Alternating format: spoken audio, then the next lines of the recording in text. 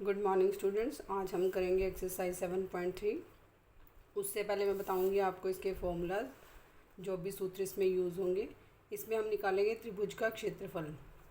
अगर हमें त्रिभुज दिया हुआ है और त्रिभुज के तीनों शीर्षों के निर्देशांक दिए गए हैं,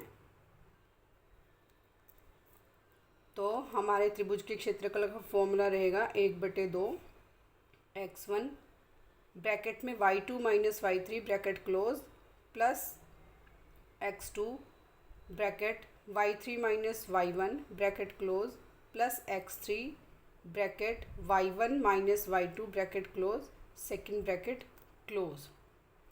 तो ये हमारे त्रिभुज के क्षेत्रफल का फॉर्मूला है। अगर हमें त्रिभुज के तीनों शीर्षों के निर्देशांक दिए जाएं, तो हमारे तीनों शीर्षों के निर्देशांक हैं x1 y1, x2 y2 और x3 y3।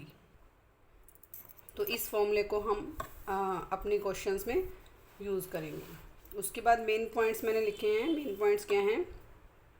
यदि 3 या 3 से अधिक बिंदु एक ही रेखा में स्थित हों, ये रेखा है और मैंने इसमें 3 बिंदु लगाए हैं A, B और C।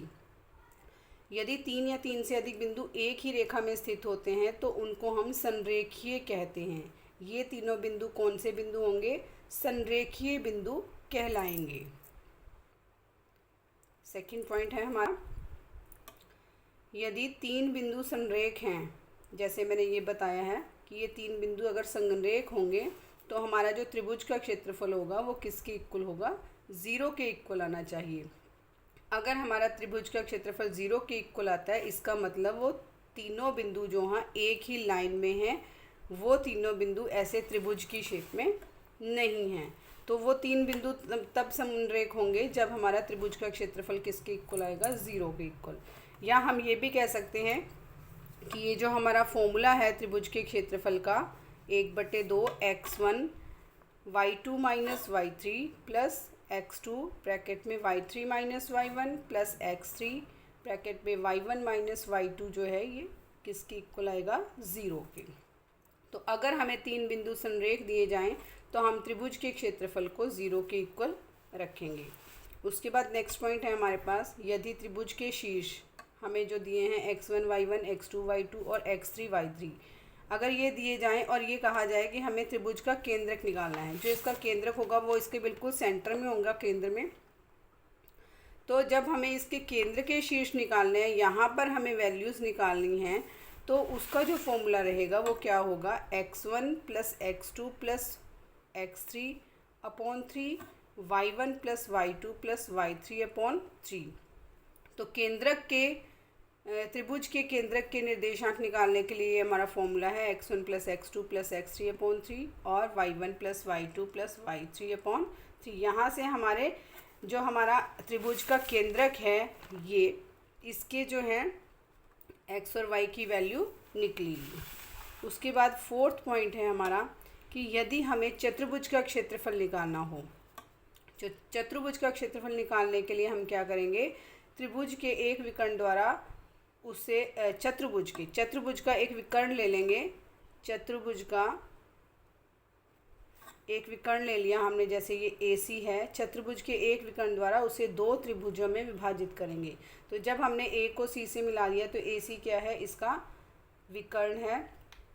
तो ये वाला पार्ट और ये वाला पार्ट, ये 2 त्रिभुज बन गए। तो हम क्या करेंगे? इस त्रिभुज का क्षेत्रफल निकालेंगे, इस त्रिभुज का क्षेत्रफल निकालेंगे, दोनों को प्लस करेंगे तो हमारा चतुर्भुज का क्षेत्रफल आ जाएगा।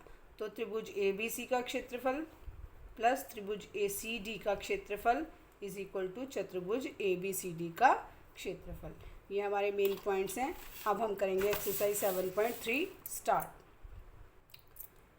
तो फर्स्ट क्वेश्चन का फर्स्ट पार्ट मैंने लिया है, त्रिभुज का क्षेत्रफल ज्ञात कीजिए जिसके शीर्ष हमें दिए हुए हैं 2 3 -1 0 और 2 और 4। तो मैंने यहाँ पर एक त्रिभुज बनाया है ABC, जिसमें मैंने पॉइंट्स ले लिए 2 3 -1 0 और 2 और 4। और ये हम मान लेते हैं x1 y1, इसको x2 y2 और इसको x3 y3। यहाँ पर हमने लिख लिया, मान लिया A जो है x1 y1 2 और 3 के बराबर है, B जो है वो x2 y2 -1 0 के बराबर है और C जो है x3 y3 वो 2 और -4 के बराबर है। अब हम त्रिभुज के क्षेत्रफल का फॉर्मूला लगाएंगे 1/2 ब्रैकेट x1 ब्रैकेट में y2 minus y3 plus x2 bracket में y3 minus y1 plus x3 bracket में y1 minus y2 brackets close. अब हम यहाँ पर इसकी वैल्यूज़ लगाएंगे। 1/2 तो ऐसे ही आ जाएगा। x1 क्या है हमारे पास 2, तो यहाँ पे हमने लगा दिया 2। y2 की वैल्यू क्या है हमारे पास 0 और y3 की वैल्यू क्या है हमारे पास -4, तो हमने यहाँ लिख दिया 0 + 4। +4 क्यों लिखा है? क्योंकि यहाँ पर माइनस था, तो y2 माइनस y3 करना है। यहाँ पर -4 है, तो यहाँ पर क्या हो जाएगा हमारे पास +4। उसके बाद x2 की वैल्यू हमारे पास दी हुई है -1, तो हमने यहाँ लगाया -1। y3 और y1 की वैल्यू हम देखेंगे। y3 की वैल्यू है -4, हमने यहाँ लगाई -4, और y1 की वैल्यू है हमारे पास 3, तो यहाँ पर आ गया माइनस, और ये आ गया y1 की वैल्यू 3। उसके बाद प्लस x3 की वैल्यू है हमारे पास 2, यहाँ पर हमने लगानी है y1 माइनस y2 की वैल्यू। y1 है हमारे पास 3 और y2 है हमारे पास 0, तो यहाँ पर आ जाएगा 3 - 0। अब ब्रैकेट के बीच के पार्ट्स हम सॉल्व करेंगे। 1/2 यह देगा 2, 0 + 4 को हम 4 लिख देंगे, प्लस -1 -4 और -3 प्लस हो जाएगा, क्या आ जाएगा -7 प्लस 2। यहाँ पर 3 में से 0 माइनस करेंगे तो 3 आ जाएगा। ये आ गया हमारे पास 2 × 3। अब ये आ गया हमारे पास 1/2। 2 को 4 से गुना करेंगे 8, -1 को -7 से गुना करेंगे 7, और 2 को 3 से गुना करेंगे 6, तो ये आ गया हमारे पास 8 + 7 + 6। इन सबको हम प्लस करेंगे तो हमारे पास आ जाएगा 21, और ये 1/2 है हमारे पास, तो इसके अपॉन में लग गया हमारे पास 2। तो त्रिभुज का क्षेत्रफल आ गया हमारे पास 21/2 वर्ग इकाई। क्योंकि क्षेत्रफल है इसलिए हम यहाँ पर वर्ग इकाई या फिर वर्ग मात्रक यूज़ करेंगे। इसके बाकी के पार्ट्स आप खुद करेंगे। सेकंड क्वेश्चन का फर्स्ट पार्ट करवा रही हूँ मैं। के का मान ज्ञात करना है, और ये बताया हुआ है कि इसके जो तीनों बिंदु हैं वन संरेखीय हों। को के का मान निकालने के लिए तीनों बिंदु संरेखीय दिए हुए हैं, और ये 3 बिंदु हमें दिए हुए हैं A B C। तो यहाँ पर हम ले लेंगे A की वैल्यू 7 और -2, और ये है हमारा x1 y1। यहाँ पर ये है हमारा x2 y2, तो इसकी वैल्यू हमने ले ली 5 और 1। ये है हमारा x3 y3। C पे हमारी वैल्यू है 3 और k। तो A B C को हमने x1 y1 x2 y2 x3 y3 माना है, और ये हमारे इसकी वैल्यूज़ लिख ली 7 -2 5 1 और 3 और k। अब हम त्रिभुज का फॉर्मूला लगाएंगे।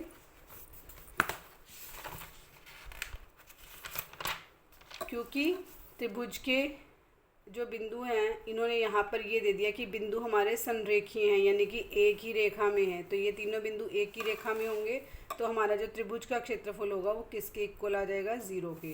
तो हम फॉर्मूला लगाएंगे 1/2 x1 y2 minus y3 plus x2 bracket में y3 minus y1 plus x3 bracket में y1 minus y2 brackets close, और इसको करेंगे इक्वल टू 0।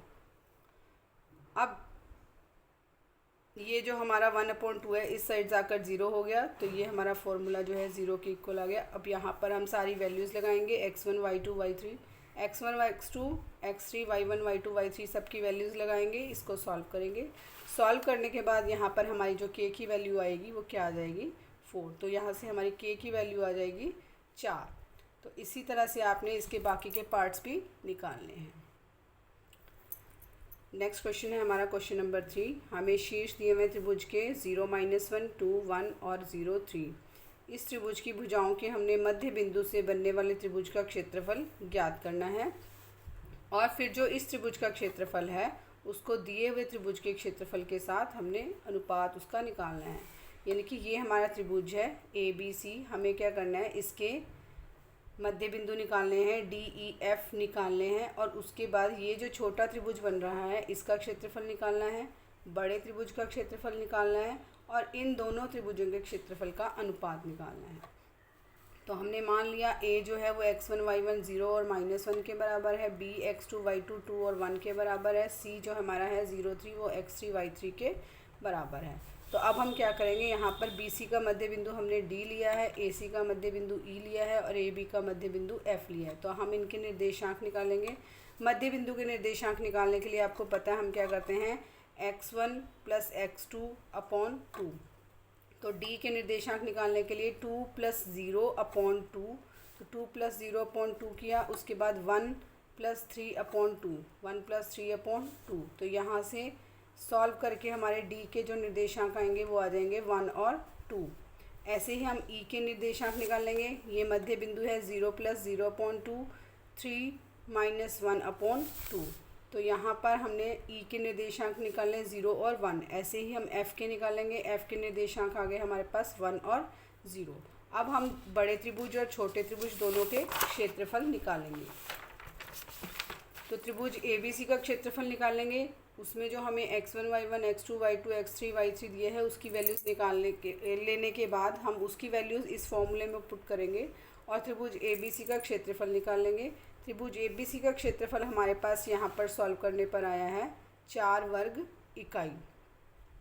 उसके बाद हम निकालेंगे छोटा त्रिभुज, जो DEF के हमने पॉइंट्स निकाले थे, मध्य बिंदु निकाले थे। वो जो हमारा छोटा त्रिभुज है, यहाँ पर ये जो हमारा छोटा त्रिभुज है, इसके जो निर्देशांक आए थे वो आए थे हमारे 1 और 2, E के आए थे 0 और 1 और F के आए थे 1 और 0। तो ये जो हमारे मध्य बिंदु के हमें निर्देशांक मिले हैं, इनकी सहायता से हम निकालेंगे त्रिभुज DEF का क्षेत्रफल। यहाँ पर हमने निकाला है त्रिभुज DEF का क्षेत्रफल। सेम फॉर्मूला रहेगा 1/2। अब हम उसके पॉइंट्स को मान लेंगे, x1 y1 x2 y2 x3 y3। वहाँ से हम 1/2 x1 y2 - y3 + x2 y3 - y1 bracket में प्लस x3 ब्रैकेट में y1 - y2, ये फॉर्मूला लगाते हुए हम DEF का क्षेत्रफल निकालेंगे। x1 y2 y3 की वैल्यूज़, x2 y3 y1 की वैल्यूज़ और x3 y1 y2 की वैल्यूज़ पुट करेंगे। पुट करने के बाद इनको सॉल्व करेंगे। तो यहाँ पर सॉल्व करने के बाद हमारा जो त्रिभुज DEF का क्षेत्रफल आएगा वो आएगा 1 वर्ग इकाई। तो अब हमारे पास दोनों क्षेत्रफल निकल चुके हैं। त्रिभुज ABC का क्षेत्रफल भी आ गया, त्रिभुज DEF का क्षेत्रफल भी आ गया। अब हमें क्या करना है, इसका अनुपात निकालना है। तो अनुपात क्या हो जाएगा, त्रिभुज DEF का क्षेत्रफल बटे त्रिभुज ABC का क्षेत्रफल। DEF का आया था हमारा 1 वर्ग इकाई और त्रिभुज ABC का क्षेत्रफल आया था हमारा 4 वर्ग इकाई। तो इनका जो वैल्यूज़ है वो आ जाएंगी 1/4। तो इनका जो अनुपात हो जाएगा वो क्या हो जाएगा हमारे पास 1/4। क्वेश्चन नंबर 4 बेटा आप खुद करेंगे। इसके बाद हम करेंगे क्वेश्चन नंबर 5। क्वेश्चन नंबर 5 क्या है कि किसी त्रिभुज की एक माध्यिका उसे बराबर क्षेत्रफल वाले 2 त्रिभुजों में बांटती है। ये आपको पता है, लेकिन उसको हमने इन वैल्यूज़ के साथ सत्यापन करना है, सिद्ध करना है। तो ABC के लिए इस परिणाम का सत्यापन कीजिए जिसके शीर्ष हमें दिए हुए 4 - 6 3 - 2 और 5 और 2। तो ये एक त्रिभुज है और हमने ये मान लिया कि D जो है BC का मध्य बिंदु है, तो AD इसकी माध्यिका हो गई। अब हमें क्या करना है कि हमें ये दिखाना है कि AD जो माध्यिका है वो इसको 2 बराबर त्रिभुजों वाले क्षेत्रफल में बांटती है, यानी कि इसका क्षेत्रफल जो है वो हमें इसके क्षेत्रफल के बराबर दिखाना है। तो ये तीनों तो हमें पता है, हम इसके मध्य बिंदु निकालेंगे, BC का मध्य बिंदु निकालेंगे, यानी कि D के निर्देशांक निकालेंगे। तो मध्य बिंदु D के निर्देशांक कैसे निकालेंगे, x1 + x2/2 y1 + y2/2।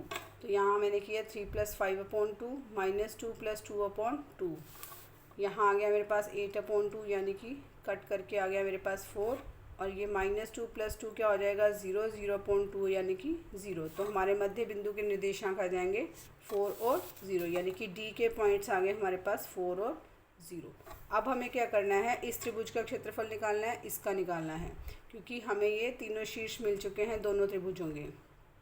तो पहले हम निकालेंगे त्रिभुज ADC का क्षेत्रफल। तो ADC के क्षेत्रफल में ये तीनों निर्देशांक लेंगे हम तीनों बिंदुओं के।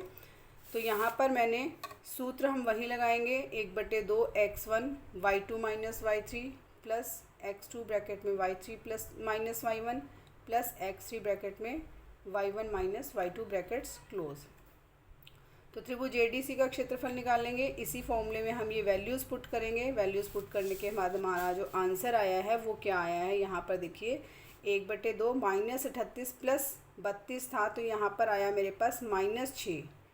38 में से 32 जब माइनस किया है तो यहाँ पर 38 माइनस का बड़ा है, तो यहाँ पर आ गया -6।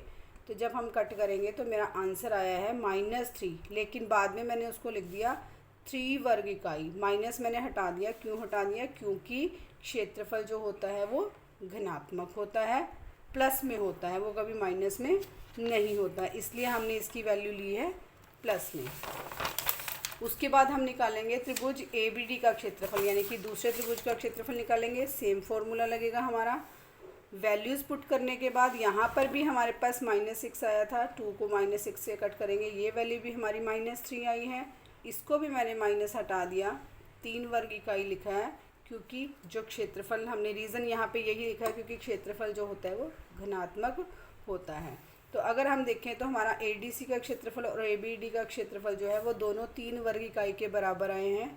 तो इसलिए यहाँ से सिद्ध होता है कि त्रिभुज की जो माध्यिका है त्रिभुज को बराबर क्षेत्रफल वाले 2 त्रिभुजों में विभाजित करती है, क्योंकि दोनों के जो क्षेत्रफल है वो इक्वल आए हैं। तो आपका ये जो एक्सरसाइज है ये कंप्लीट हो गई है।